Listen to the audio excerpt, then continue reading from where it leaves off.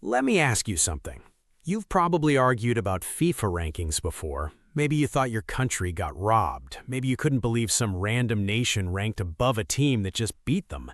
And yet, if someone asked you right now, how does FIFA actually calculate those rankings? Most people go completely silent. Here's the truth. Almost nobody knows how this system works, and the people running the arguments, they definitely don't. So in the next few minutes, we're going to fix that. Because once you understand what's actually happening behind these numbers, you'll never look at a ranking the same way again. And there's one thing about this system that FIFA quietly changed a few years ago that almost broke everything. We'll get to that. First, what even are the FIFA rankings? FIFA publishes a global ranking of every men's national football team on the planet, over 200 of them. It updates roughly every month. Teams earn points. More points, higher rank. Simple enough. Except it's not simple at all. Here's the core mechanic. Every time a national team plays a match, they either earn points or they don't. The result matters, obviously. Win, you get points. Draw, you get some. Lose, you get nothing. But FIFA doesn't just care that you won, they care who you beat. Beating the Faroe Islands feels great. FIFA barely notices. Beating Brazil? Now we're talking. The opponent's ranking directly affects how many points you can earn from any single match. Think of it like leveling up in a video game. Grinding against easy opponents gives you almost nothing. You want the big fights. Now here's where the opponent ranking thing gets a little weird. FIFA uses something called the opponent's strength, but it's calculated using a formula. The higher ranked the team you beat, the more points on offer. But the scale isn't linear. They're tiers, and the difference between beating the 10th ranked team versus the 50th ranked team is enormous in terms of point value. In theory, this rewards teams for being ambitious.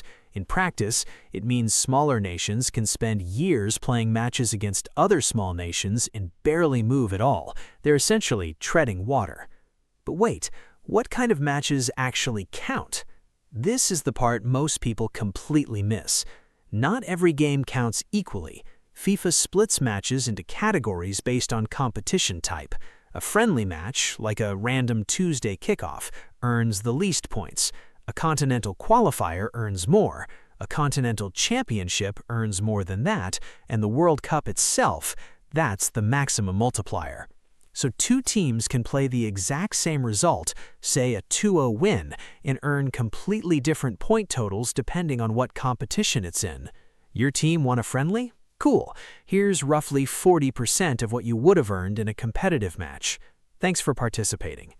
Here's where it gets really interesting. FIFA also uses something called a time decay. Your recent matches matter more than your old ones. Points from 3 or 4 years ago are still counted, but they're worth progressively less.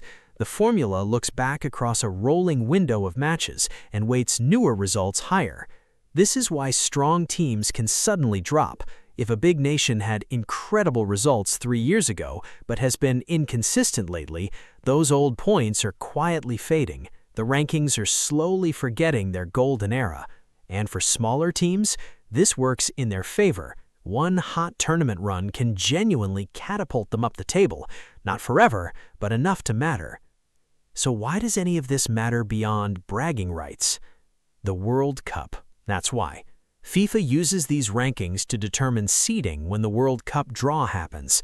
The top-ranked teams get placed into separate pots, which essentially protects them from facing each other in the group stage. In other words, rankings decide who gets the easier path to the knockout rounds. The rankings aren't just a scoreboard, they're a competitive advantage. Now, about that change FIFA made. Before 2018, the old FIFA ranking formula was famously broken. Teams could game it by playing lots of low-level friendlies. Nations would schedule easy opponents constantly just to accumulate points. It was basically points farming. FIFA scrapped that system and rebuilt it using something called the ELO rating method, borrowed directly from chess.